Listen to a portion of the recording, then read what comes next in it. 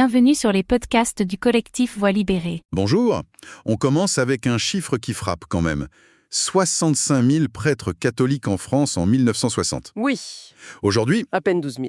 alors, on le voit sur le terrain, hein, les paroisses qui fusionnent, des prêtres qui viennent d'Afrique, d'Asie. Tout à fait, des solutions palliatives, voilà.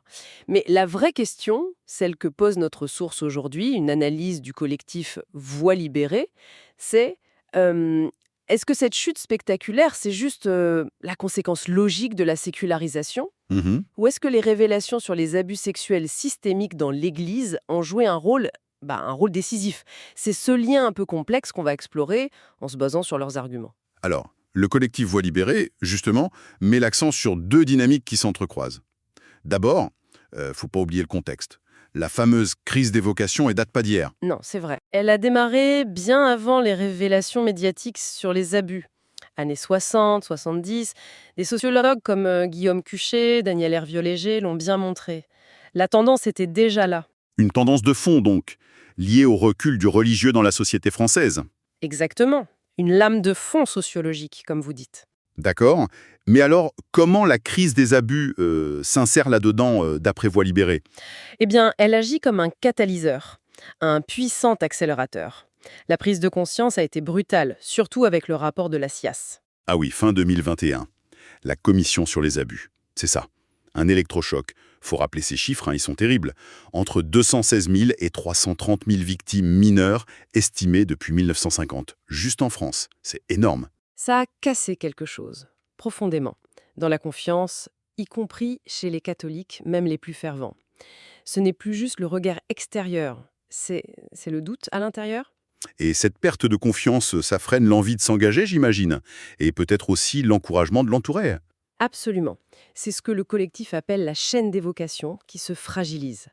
L'image du prêtre, elle est écornée.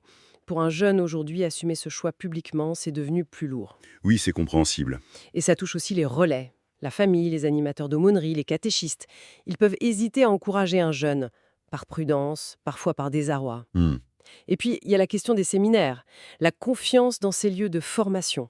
Tant que la transparence, la sécurité ne sont pas perçues comme totales, ça bloque. Et les chiffres le montrent, j'imagine.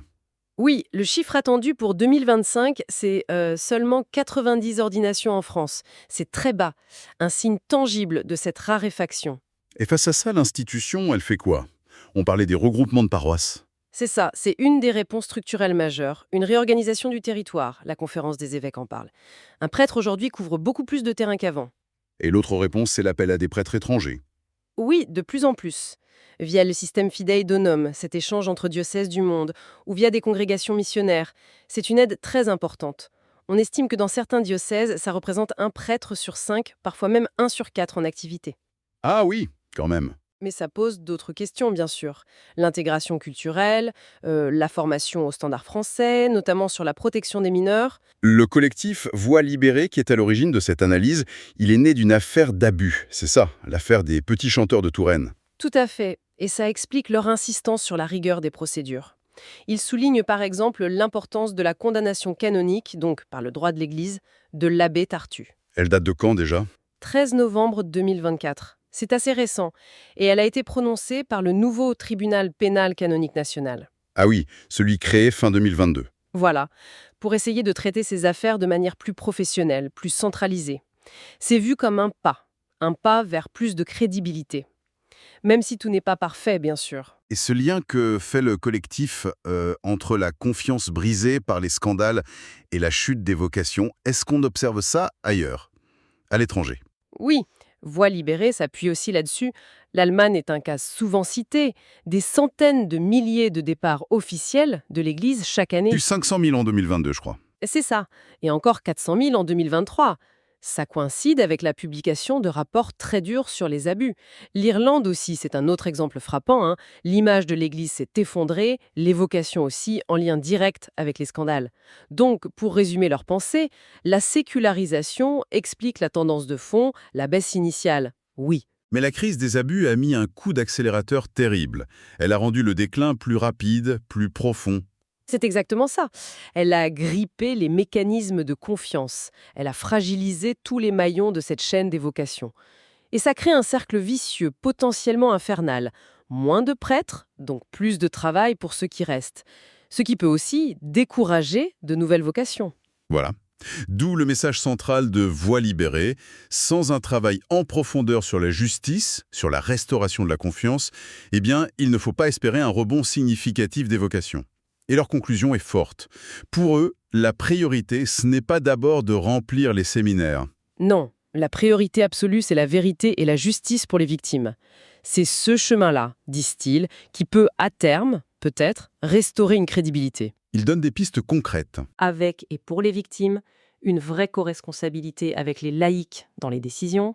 Impliquer davantage les laïcs, oui. Voilà, une formation des futurs prêtres complètement revue et bien sûr des mesures de sécurité qui soient vraiment efficaces. Leur conviction est très claire en fait. Oui, et leur formule résume bien. Pas de restauration sans réparation, pas de confiance sans transparence. Ils affirment que la voix des survivants, ce n'est pas un obstacle pour l'avenir, c'est la condition même de cet avenir. Ce qui nous laisse avec une question, pour finir, une question assez fondamentale. Est-ce que de nouvelles vocations pourraient naître non pas malgré la crise, mais justement grâce à elle, issues d'une Église qui aurait, dans la douleur, appris à protéger ses membres avant de protéger son image? C'est toute la question en effet, et c'est là-dessus que le collectif nous invite à réfléchir. Ce podcast a été produit et réalisé par le collectif Voix libérée. Pour nous écrire, partager ou témoigner, adressez-nous un mail à pcantores37@gmail.com. Parce que nos voix comptent. Parce que le silence n'est plus une option. Parce que la mémoire exige justice et vérité.